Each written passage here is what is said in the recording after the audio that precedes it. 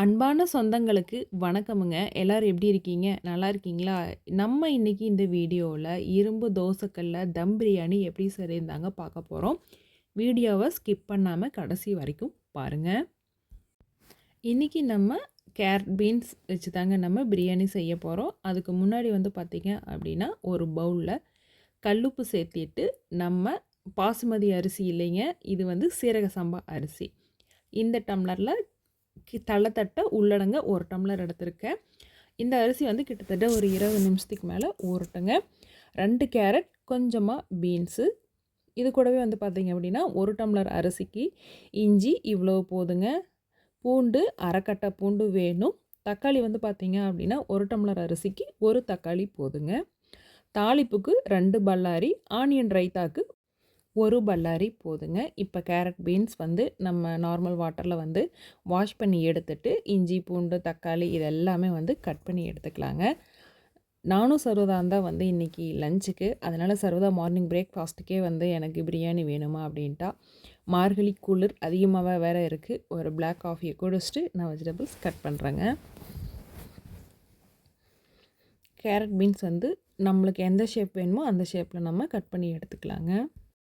Carrot beans cut பண்ணும்போதே சர்வதா வந்துட்டாங்க. அம்மா வெறும் வெஜிடபிள்ஸ் மட்டும் வேண்டாம்மா, கொஞ்சமாக மீல் மேக்கர் போட்டு செஞ்சு கொடுங்க அப்படின்னா, நம்மளோட உள்ளங்கை அளவுக்கு உள்ளடங்கிறதுக்கு இந்த மாதிரி 2 கைப்பிடி அளவுக்கு போட்டுக்கலாங்க. 1 டம்ளர் அரிசிக்கு கரெக்டாக இருக்கும். இந்த மீல் மேக்கர் சுடு தண்ணி கொதிக்கிற தண்ணிக்குள்ளே போட்டு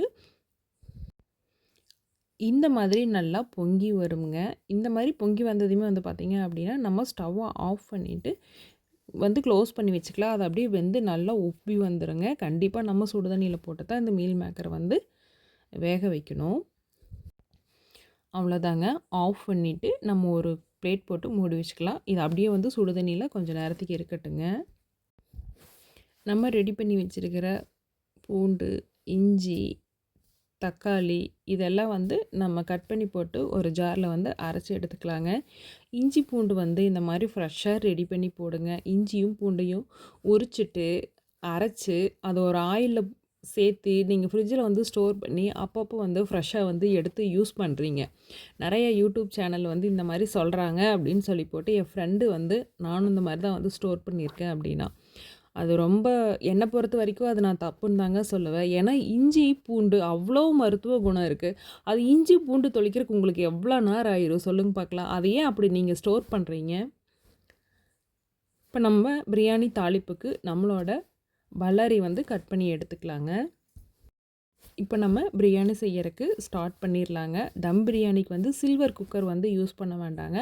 அலுமினிய குக்கரே யூஸ் பண்ணுங்கள். அப்போ தான் தம் போட்டால் தண்ணி சுண்டி வர்றதுக்கு கரெக்டாக இருக்குங்க. இஞ்சி பூண்டு பேஸ்ட்டு அரைச்சி எடுத்துக்கலாங்க. அப்படி நீங்கள் ஸ்டோர் பண்ணி தான் ஆகணும் அப்படின்னா, இந்த மாதிரி ஒரு குட்டி மிக்ஸி வாங்கிக்கிட்டீங்க அப்படின்னா, இந்த இஞ்சி பூண்டு தக்காளி அரைக்கிறதுக்கு கரெக்டாக இருக்கும். தயவு செஞ்சு ட்ரை பண்ணி பாருங்கள். ஒரு 5 ஸ்பூன் அளவுக்கு நம்ம குக்கரில் கடலெண்ணெய் சேர்த்திக்கலாங்க. இந்த ஸ்டேஜ்லேயே நீங்கள் இது கூடவே நெய் சேர்த்துற மாதிரி இருந்தாலும் சேர்த்திக்கலாங்க, தப்பில்லை. தாளிப்புக்கு பார்த்தீங்க அப்படின்னா, 1 ஏலக்காய், 2 கிராம்பு, 1 மராட்டி மொக்கு, 1 பட்டை, இது மட்டும் போதுங்க தாளிப்புக்கு. நம்ம இந்த தாளிப்பு உள்ளே சேர்த்திக்கலாங்க. கிராம்பு வெடிக்கும், கொஞ்சம் கேர்ஃபுல்லாக ஹேண்டில் பண்ணிக்கோங்க. இது நல்லா பொரிஞ்சு அதனோட எசன்ஸ்லாம் வெளியில் வந்ததுக்கப்புறம் பார்த்தீங்க அப்படின்னா, நம்ம கட் பண்ணி வச்சுருக்கிற பல்லாரியை உள்ளே சேர்த்திக்கலாங்க. பல்லாரி சேர்த்துனதுக்கப்புறம் பார்த்தீங்க அப்படின்னா, பல்லாரி நல்லா கோல்டன் ப்ரௌன், அதாவது ஆயிலில் நல்லா வதங்கி வர்ற வரைக்கும் வெயிட் பண்ணுங்கள். தயவு செஞ்சு பல்லாரி சீக்கிரம் வதங்கட்டும் அப்படின்னு சொல்லி போட்டு உப்பு சேர்த்துனீங்க அப்படின்னா, அந்த பல்லாரியோட ஒரிஜினல் ஸ்மெல் சத்தியமாக உங்களுக்கு கிடைக்கவே கிடைக்காதுங்க. உங்களுக்கு வெங்காயம் வதங்கிருச்சா இல்லையா அப்படின்னு கலர் தெரியல அப்படின்னா, நம்ம ஊற்றிருக்கிற ஆயிலில் கலர் மாதிரி வரும், செக் பண்ணி பாருங்கள். இப்போ நம்ம கேரட் பீன்ஸ் உள்ளே சேர்த்திக்கலாங்க. இந்த கேரட் பீன்ஸும் ஆயிலில் நல்லா வதங்கி வரட்டுங்க. கேரட் பீன்ஸ்க்காக நம்ம உப்பு சேர்த்த வேண்டாம். அரிசி வாயில் போட்டு பாருங்கள். இட்லிக்கு ஊறுற மாதிரி நல்லா ஊறிடுச்சு அப்படின்னா, தண்ணியை இந்த மாதிரி வடிசலறையில் வடிகட்டி எடுத்து வச்சுக்கலாங்க. தண்ணி இதில் ஒரு சொட்டு கூட வேண்டாம். ஏன்னா நம்மளுக்கு பிரியாணிக்கு அளந்து ஊற்றுற தண்ணி கரெக்டாக இருக்கும் தம் பிரியாணிக்கு. அதனால் ஒரு சொட்டு தண்ணி இல்லாமல் வடித்து எடுத்துக்கலாங்க. இப்போ நம்மளை கேரட் பீன்ஸ் ஆயிலில் நல்லா வதங்கி வந்துடுச்சுங்க. இந்த ஸ்டேஜில் நம்ம என்ன பண்ணலாம் அப்படின்னா, இஞ்சி பூண்டு தக்காளி அரைச்சி வச்சுருக்கோம் இல்லைங்களா, அந்த விழுது வந்து உள்ளே சேர்த்திக்கலாம். தக்காளி ஏன் நான் கட் பண்ணாமல் அரைச்சி ஊற்றுறேன் அப்படின்னா, தக்காளி வந்து அரைச்சி ஊற்றும்போது வந்து பார்த்திங்க அப்படின்னா சாதம் வந்து கொஞ்சம் சாஃப்டாக இருக்குங்க. அதனால் வந்து நான் தக்காளியை அரைச்சி தான் வந்து எல்லாத்துக்குமே வந்து நான் சேர்த்திட்ருக்கேன். தக்காளி இஞ்சி பூண்டு பேஸ்ட்டு வதங்கட்டுங்க. அதுக்குள்ளே நம்ம பிரியாணி மசாலாவை ரெடி பண்ணிக்கலாம். நார்மலாக இருக்கிற அந்த ஸ்பூனில் வந்து கோபுரம் மாதிரி எடுக்காமல் ஃப்ளாட்டாக வந்து 1.5 ஸ்பூன் எடுத்துக்கோங்க. இது எதுக்கு அப்படின்னா, நம்மளோட அந்த 1 டம்ளர் அரிசிக்குங்க. இந்த 1.5 ஸ்பூன் பிரியாணி மசாலா நம்ம சேல்ஸ் பண்ணிகிட்ருக்கிற பிரியாணி மசாலாங்க இது. அதே மாதிரி திரும்பவும் ஃப்ளாட்டாக 1 ஸ்பூனுங்க. அந்த ஸ்பூன் வந்து நம்ம எடுத்துருக்கிற வெஜிடபிள்ஸ்க்காக. இந்த 1 ஸ்பூன் எதுக்கு அப்படின்னா, மீல் மேக்கருக்காகங்க. மீல் மேக்கருக்கு எதுக்கு 1 ஸ்பூன் அப்படின்னா, நம்ம மீல் மேக்கர் வந்து வெந்து நல்லா வந்து தண்ணி கோர்த்து இருக்குங்க. அப்போ வந்து நம்மளோட மசாலாவை கொஞ்சம் வந்து அதிகமாகவே எடுத்துக்கும். அதனால் நம்மளோட மீல் மேக்கருக்கு 1 ஸ்பூன் எடுத்துக்கலாம். நீங்களும் இதே ரேஷியோவில் எடுத்து நம்மளோட பிரியாணி மசாலா யூஸ் பண்ணி பிரியாணி செஞ்சு பார்த்துட்டு பிரியாணி எப்படி இருந்ததுன்னு கண்டிப்பாக கமெண்ட் பண்ணுங்கள்.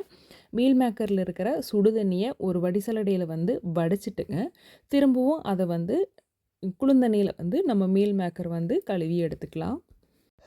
இப்போ மீல் மேக்கர் வந்து நல்லா ஆறி இருக்குங்க. இதில் இருக்கிற தண்ணி வந்து நல்லா புழிஞ்சு எடுத்துக்கலாம். தண்ணியை புழியாமல் அப்படியே போட்டிங்க அப்படின்னா, அந்த மீல் மேக்கரில் இருக்கிற ஸ்மெல் வந்து பிரியாணியில் அப்படியே வருங்க. அதுக்காக தான் வந்து மீல் மேக்கரில் இருக்கிற தண்ணியை நல்லா புழிஞ்சு எடுத்துட்டு நம்ம பிரியாணிக்குள்ளே, அதாவது நம்மளோட வெஜிடபிள்ஸ் வதங்கிட்டு இருக்குது இல்லைங்களா, அது கூட நம்ம சேர்த்திக்கலாங்க.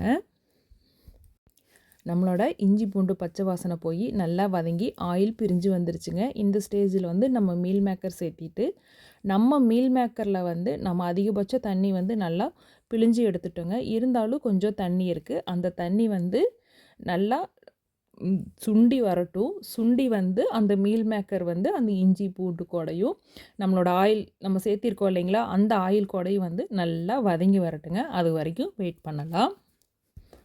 இப்போ நம்ம எடுத்து வச்சுருக்கிற இந்த பிரியாணி மசாலாவை சேர்த்திக்கலாங்க.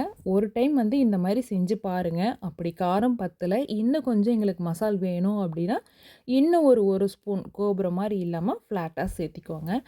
நம்ம இப்போ சேர்த்திருக்கிற பிரியாணி மசால் வந்து பார்த்திங்க அப்படின்னா, நம்ம சேர்த்திருக்கிற வெஜிடபிள்ஸ் கூடவும் மீல் மேக்கர் கூடவும் நல்லா வதங்கி சேம் டைம் ஆயிலையும் வந்து நல்லா வதங்கி வரட்டுங்க.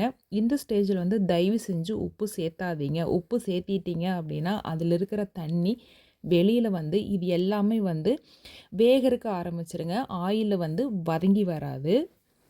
இப்போ நம்ம இந்த டம்ளரில் தலை தட்ட உள்ளடங்க 1 டம்ளர் அரிசி எடுத்தோம் இல்லைங்களா, அதே அளவுக்கு 1 டம்ளர் தண்ணியும், அது கூடவே வந்து 1/2 டம்ளர், 1 டம்ளர் அரிசிக்கு 1/2 டம்ளர் தண்ணி எடுத்துக்கலாங்க. நீங்கள் குக்கரில் செய்கிற மாதிரி இருந்தால் இந்த 1/2 டம்ளர் தண்ணியே போதுங்க. இப்போ நம்ம தம் பிரியாணி செய்ய போகிறோம். அதனால் திரும்பவும் அதே டம்ளரில் 1/4 டம்ளர் தண்ணி எடுத்துக்கலாங்க. இந்த 1/4 டம்ளர் தண்ணி எதுக்கு அப்படின்னா தம் பிரியாணிக்குங்க. பார்த்திங்களா, ஆயில் எப்படி பிரிஞ்சு வந்திருக்கு. நம்ம மசாலா எல்லாமே வந்து வெஜிடபிள்ஸ் கூடவும் மீல் மேக்கரை கூடவும் நல்லா மிங்கிள் ஆகி இருக்குது பார்த்திங்களா. இந்த ஸ்டேஜில் வந்து நம்ம தண்ணியை உள்ளே சேர்த்திக்கலாங்க. இப்போ நம்ம வந்து உப்பு சேர்த்திக்கலாங்க. தண்ணி கொதிக்கும்போது ஆல்ரெடி நம்ம வந்து அரிசி ஊற வைக்கும்போது உப்பு சேர்த்திருக்குறாங்க. இப்போவும் வந்து உப்பு கம்மியாக சேர்த்திட்டு க்ளோஸ் பண்ணி வச்சுக்கலாங்க. இது நல்லா கொதி வரட்டும். இப்போ என்ன பண்ணலாம் அப்படின்னா, நம்மளோட இரும்பு தோசை தவாவை வந்து சூடு பண்ணிக்கலாங்க. தோசை தவா வந்து பார்த்திங்க அப்படின்னா, நம்ம நார்மலாகவே வந்து நீங்கள் ரெகுலராக வந்து தோசை ஊற்றுற கல் வச்சாலும் சரி, இல்லை பழைய இரும்பு கல் வச்சுருக்கீங்க அப்படின்னாலும் நல்லா ஹை ஃப்ளேமில் வச்சு கை பெருக்கிற சூடு வந்ததையுமே வந்து நம்ம சிம்மில் வச்சுக்கலாங்க. இப்போ வந்து பார்த்திங்க அப்படின்னா, பக்கத்தில் நம்ம குக்கரில் வச்சுருக்குறோம் இல்லைங்களா, தண்ணி நல்லா கொதி வந்துடுச்சுங்க. இப்போ நம்ம வடிகட்டி எடுத்து வச்சுருக்குறோம் இல்லைங்களா, அந்த அரிசியை உள்ளே சேர்த்திக்கலாங்க. அரிசியை போட்டு ரொம்ப குழைக்காதீங்க. அப்படியே எல்லா பக்கமும் அப்படியே வர்ற மாதிரி கலக்கி கொடுத்துட்டு அப்படியே நம்ம வந்து க்ளோஸ் பண்ணி வச்சுக்கலாங்க. பாதி பிரியாணி ரெடியானதுக்கப்புறம் தாங்க தெரிஞ்சிச்சு, ஐயோ புதினா வேணுமே அப்படின்ட்டு. இங்கே வந்து பார்த்தா இவ்வளோ தான் இருந்துச்சு. சரி பரவாயில்லைன்னு அதையும் நான் கட் பண்ணி எடுத்துக்கிட்டேங்க. இப்போ வந்து நம்ம பிரியாணிக்கு நெய், லெமன், தயிர் இதில் வந்து ஆட் பண்ண போகிறோங்க. ஒரு லெமனில் 1/4 லெமன் எடுத்து இந்த மாதிரி புழிஞ்சு விதை இல்லாமல் எடுத்து வச்சுக்கலாங்க. இது கூடவே வந்து பார்த்திங்க அப்படின்னா 2 ஸ்பூன் அளவுக்கு தயிர் எடுத்துக்கலாங்க. நல்ல கோபுரம் மாதிரி நம்மளோட நெய் 2 ஸ்பூன் எடுத்துக்கலாங்க. இது எல்லாமே வந்து நீங்கள் பிரியாணி மசாலா எடுத்து இல்லைங்களா, அதே பிரியாணி மசால் ஸ்பூன்லேயே வந்து எடுத்துக்கோங்க. பிரியாணி மசாலா எடுத்தால் அதே ஸ்பூனில் 2 ஸ்பூன் தேங்காய் எண்ணெய் எடுத்துக்கிறேங்க. இப்போ தாங்க பனி நல்லா இருக்குது, அதனால தான் நம்மளோட தேங்காய் எண்ணெய் பாருங்கள் எப்படி உறைஞ்சி இருக்குது அப்படின்ட்டு. ஃப்ளாட்டாக 2 ஸ்பூன் அளவுக்கு தேங்காய் எண்ணெய் எடுத்துக்கலாங்க. இது எல்லாமே வந்து நான் குக்கரில் டைரெக்டாக எடுத்தேன் அப்படின்னா உங்களுக்கு நான் என்னென்ன சேர்த்துனேன் அப்படிங்கிறது வந்து தெரியாது. அதுக்காக தான் வந்து பிளேட்டில் எடுத்துட்டேன். இதை வந்து நல்லா வந்து கலக்கி கொடுத்துக்கலாங்க. இப்படி கலக்கியும் வந்து குக்கருக்குள்ளே சேர்த்துலாங்க. நம்மளை யாரும் எதுவும் சொல்ல மாட்டாங்க. நம்ம சேர்த்துன தண்ணி பார்த்திங்க அப்படின்னா அதிகபட்சம் வந்து சுண்டிருச்சுங்க. இப்போ அதை நம்ம உள்ளே சேர்த்திட்டு ரொம்ப வந்து கலக்க வேண்டாங்க. லேசாக இப்படி சுற்றி கொடுத்துட்டு திரும்பவும் நம்ம வந்து கேப் விடாமல் வந்து இந்த அரிசியை வந்து அப்படியே நல்லா மூடி கொடுத்துக்கலாங்க. உங்ககிட்ட வாழலை இருக்குது அப்படின்னா இந்த மாதிரி அரிசியை கேப் விடாமல் வந்து நல்லா தேய்ச்சி கொடுத்துட்டு வாழலை வந்து நல்லா பிரியாணி கவர் ஆகிற மாதிரி க்ளோஸ் பண்ணி வச்சுட்டு அதுக்கு மேலே வந்து ஒரு தட்டு போட்டு மூடி வச்சிட்டாலும் பிரியாணி இன்னுமே வந்து டேஸ்ட் நல்லா இருக்குங்க. இப்போ இரும்பு தோசைக்கல்லை வந்து இந்த பர்னருக்கு வந்து மாற்றி வச்சுக்கலாங்க. ஏன்னா நம்மளோட கேமராவுக்கு வந்து ஃபுல்லாக கவர் ஆகாது, அதனால தான். கீழே தோசைக்கல், மேலே வந்து நம்மளோட குக்கர் வச்சுக்கலாங்க. குக்கர் வச்சுட்டு க்ளோஸ் பண்ணி வச்சுருங்க. இப்போ நம்மளோட ஃப்ளேம் எவ்வளோக்கு இருக்குது அப்படின்னா சிம்மில் வச்சுட்டு கொஞ்சம் அதிகமாக வச்சுக்கோங்க. இது எவ்வளோ நேரம் அப்படின்னா ஒரு 1/4 மணி நேரம் அப்படியே இருக்கட்டுங்க. இப்போ நம்ம ஆனியன் ரைத்தாவுக்கு வந்து பல்லாரியை கட் பண்ணி எடுத்துக்கலாங்க. ஆனியன் ரைத்தாவுக்கு வந்து வெங்காயத்தை ரொம்பவும் குட்டி குட்டியாக கட் பண்ணி எடுத்துக்கலாங்க. நம்ம இந்த வெங்காயத்தை டைரெக்டாக அப்படியே சேர்த்தாமல் வெங்காயத்தை வந்து கழுவி சேர்த்திக்கிட்டிங்க அப்படின்னா வெங்காயத்தில் இருக்கிற தண்ணி ஒரு சிலருக்கு வந்து சேராதுங்க, தலைவலிக்கும். சாப்பிட்டதுக்கப்புறம் வந்து நெஞ்சை கரிச்சிட்டே இருக்கும். அதனால் நம்ம கழுவி சேர்த்திக்கலாங்க. நம்ம அரிசி வடிகட்டின அதே வடிசலடையே வந்து வெங்காயத்தை வடித்து எடுத்துக்கலாங்க. தயிர் நமக்கு தேவையான அளவு ஒரு பாத்திரத்துக்கு மாற்றிக்கலாங்க. இந்த தயிர் வந்து அப்படியே டைரெக்டாக எடுத்துக்காமல் லைட்டாக வந்து க்ரீம் மாதிரி வந்து பீட் பண்ணி எடுத்துக்கலாங்க. நீங்கள் நார்மலாகவே வந்து பால் காய்ச்சி தயிர் எடுக்கிறீங்க அப்படின்னாலும் தயிர் வந்து இந்த மாதிரி க்ரீம் மாதிரி அடித்து எடுத்து நீங்கள் ஆனியன் ரைத்தாவுக்கு வந்து யூஸ் பண்ணிங்க அப்படின்னா டேஸ்ட் இன்னும் கொஞ்சம் கூடுதலாகவே இருக்குங்க. இப்போது நம்ம பிரியாணியை ஓப்பன் பண்ணி பார்க்கலாங்க. வாசனை நல்லாவே வருதுங்க. பிரியாணி வந்து இப்படி சுற்றி தாங்க கலக்கி கொடுக்கணும். நடுவுலையெல்லாம் வந்து நம்மளோட கரண்டி போட்டு கலக்காதீங்க. சுற்றி விட்டு கலந்து பாருங்கள். ஓகேவா, ரெடி ஆயிடுச்சுங்க நம்மளோட பிரியாணி. எவ்வளோ உதிரியாக வந்திருக்கா அப்படின்ட்டு பாருங்கள். அவ்வளோதாங்க, நம்மளோட தம் பிரியாணி ரெடி ஆயிடுச்சு. நம்ம குக்கரில் விசில் விட்டோம் அப்படின்னா சாதம் வந்து கொஞ்சம் கஞ்சியாக இருக்கிற மாதிரி இருக்குங்க. ஏன்னா நாங்கள் மண் சட்டியில் வந்து சாதம் வடித்து சாப்பிட்றதுனால எங்களுக்கு வந்து தம் பிரியாணி தாங்க பிடிக்குது. விசில் விட்டு வர்ற பிரியாணி எங்களுக்கு சுத்தமாகவே பிடிக்கிறது இல்லைங்க.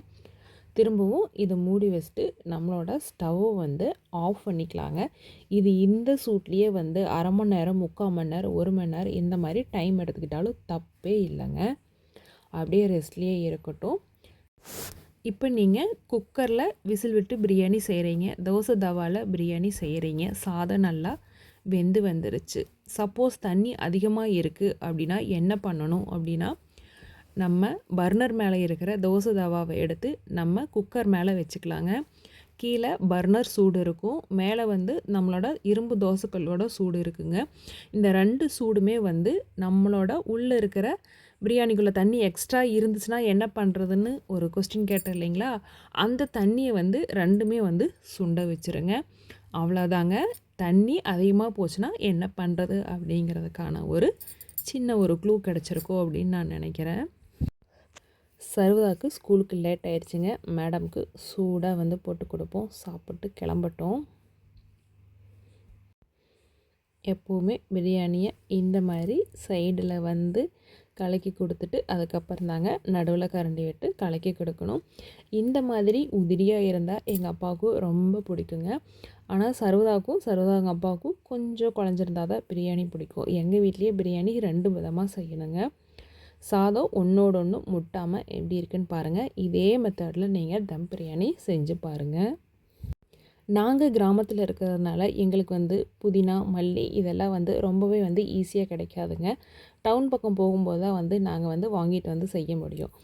அதுக்காக வந்து பார்த்திங்க அப்படின்னா பிரியாணி சாப்பிடாமல் இருக்க முடியாது இல்லைங்களா? நம்மளோட இந்த பிரியாணி மசாலா யூஸ் பண்ணி பிரியாணி செஞ்சு சாப்பிடும்போது அதுக்கு ஈக்குவலாக வந்து மல்லி, புதினா எல்லாம் வேணும் அப்படின்ட்டுலாம் இல்லைங்க. பிரியாணி ரொம்பவே வந்து டேஸ்ட்டாக இருக்குங்க. நம்ம பிரியாணி மசால் வந்து பார்த்திங்க அப்படின்னா பிரியாணி மசாலாவுக்கு மட்டும் இல்லைங்க, நம்ம சப்பாத்திக்கு வெஜ் குருமா செய்கிறோம் இல்லைங்களா, அதுக்கும் சேர்த்திக்கலாம். தக்காளி சாதத்தை சேர்த்திக்கலாம். சொரக்காய் சாதம் அதெல்லாம் வந்து எப்படி எப்படி செய்கிறது அப்படிங்கிற அடுத்தடுத்த வீடியோவில் வந்து பார்க்கலாங்க. நீங்களும் இதே மாதிரி தம் பிரியாணி செஞ்சு பார்த்துட்டு சாதம் உதிரியாக வந்ததா இல்லை குழஞ்சிருச்சா அப்படின்னு கண்டிப்பாக கமெண்ட் பண்ணுங்கள். நான் உங்களோட கமெண்ட்காக வெயிட் பண்ணுவேன். கண்டிப்பாக லஞ்சுக்கு பேக் பண்ணிடலாங்க. சர்வதாக்கு லஞ்ச் பேக் பண்ணும்போதே வந்து பார்த்திங்க அப்படின்னா அவளோட ஃப்ரெண்டுக்கும் வந்து பிரியாணி வந்து பேக் பண்ணிடணுங்க. இல்லைன்னா சர்வதா வீட்டுக்கு வர்றதுக்கு முன்னாடியே வந்து ஃபோன் வந்துடும், ஆன்ட்டி எனக்கு பிரியாணி கொடுக்காம சர்வதாவே ஃபுல்லாக சாப்பிட்டா அப்படின்ட்டு. அவங்க ஸ்கூலில் வந்து லஞ்ச் வந்து ஷேர் பண்ணக்கூடாதுங்க. அதனால் அவளுக்கு எப்போவுமே வந்து தனியாக டிஃபன் பாக்ஸில் கொடுத்து விட்டுருவேன். ஈவினிங் வந்ததையுமே ஃபோன் பண்ணிடுவேன், ஆன்ட்டி சான்ஸே இல்லைங்க ஆன்ட்டி, பிரியாணி சூப்பராக இருந்துச்சு, நெக்ஸ்ட் டைம் வந்து என்னை கொஞ்சம் சேர்த்தி கொடுங்க, ஏன்னா டிஃபன் பாக்ஸு குட்டியாக போயிடுச்சு அப்படின்ட்டு கால் பண்ணுவாங்க. போர் அடிக்காமல் இருந்திருக்கும்னு நினைக்கிறேன். இந்த வீடியோ கொஞ்சம் அட்வைஸ் பண்ணுற மாதிரி இருந்திருக்குங்க. அட்வைஸ் பண்ணுனா எல்லாருனாலையும் ஈஸியாக கேட்க முடியாது, கொஞ்சம் கஷ்டம்தான். இருந்தாலும் இஞ்சி பூண்டில் வந்து அவ்வளோ மருத்துவ குணங்கள் இருக்குதுங்க. இவ்வளோ செய்கிறோம் நம்ம, அந்த இஞ்சி பூண்டை தொளிக்கிறதுக்கு நம்மளுக்கு எவ்வளோ நேரங்க ஆயிரும். மறுபடியும் இன்னொரு வீடியோவில் சந்திக்கலாங்க.